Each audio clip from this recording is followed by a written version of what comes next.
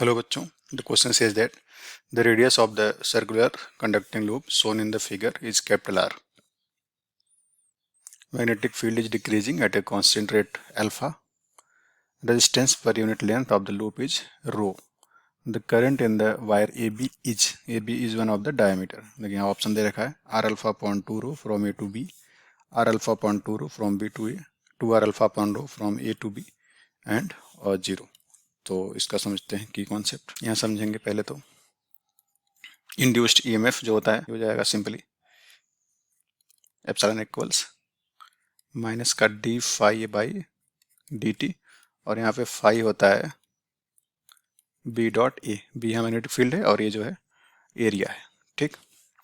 और second use करेंगे यहाँ पे लेंज लॉ। लेंज लॉ क्या बताता है कि जो इंड्यूस्ड ईएमएफ है, इंड्यूस्ड करंट है, उसका डायरेक्शन इस तरह से होगा कि अपने कॉज ऑफ प्रोडक्शन को ही अपोज कर सके, ठीक है। अब इसको ड्रॉ कर लेते हैं अलग से कहीं पे। तो कुछ इस तरह से बना हुआ है सर्किल और ये रहा डायमीटर ए बी और मैग्नेटिक फील्ड कुछ इस तरह से बना हुआ है लगातार, ठीक है।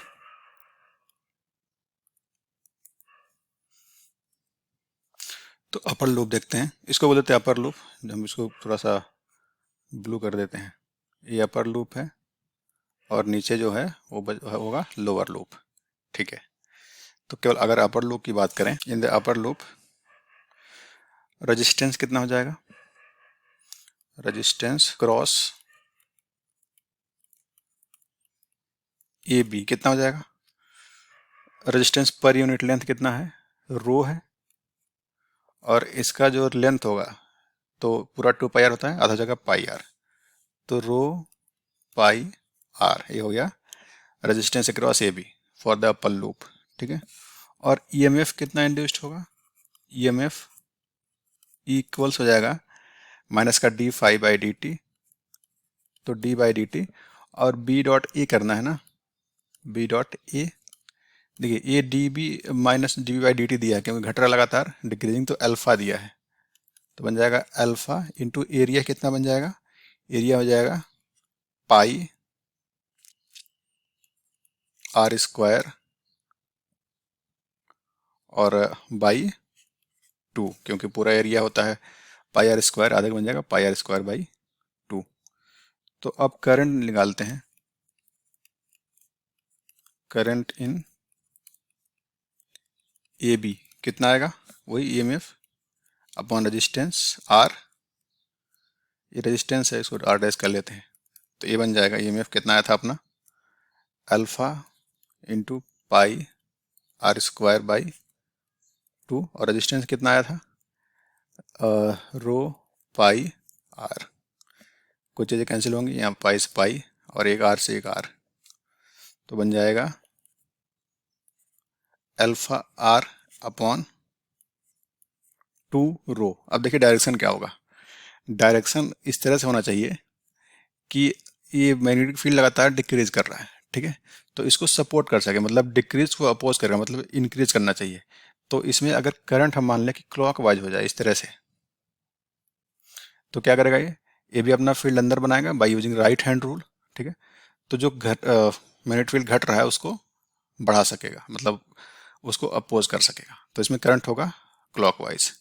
तो यहाँ बन जाएगा, लिख देंगे क्लॉकवाइज, क्लॉकवाइज, ठीक है।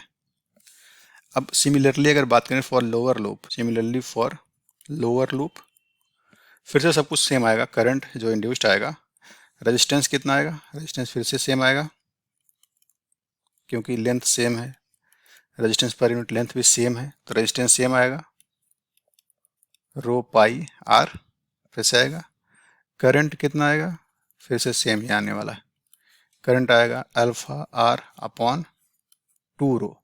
लेकिन डायरेक्शन क्या होगा, देखिए नीचे वाला लूप देखिए, इसमें करंट अगर ऐसा एंटी क्लॉकवाइज घूमेगा तब जाके फील्ड अपना अंदर बनाएगा by using right hand rule, ठीक है। तो ये बन के आएगा एंटी क्लॉक, तो मतलब ये वाला करंट कुछ इस तरह से बन के आने वाला है, इस तरह से। अब देखिए इसमें करंट दोनों साइड से सेम आ रहा है, एक क्लॉक एक anti clock.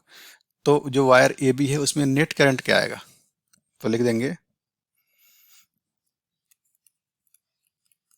Therefore net current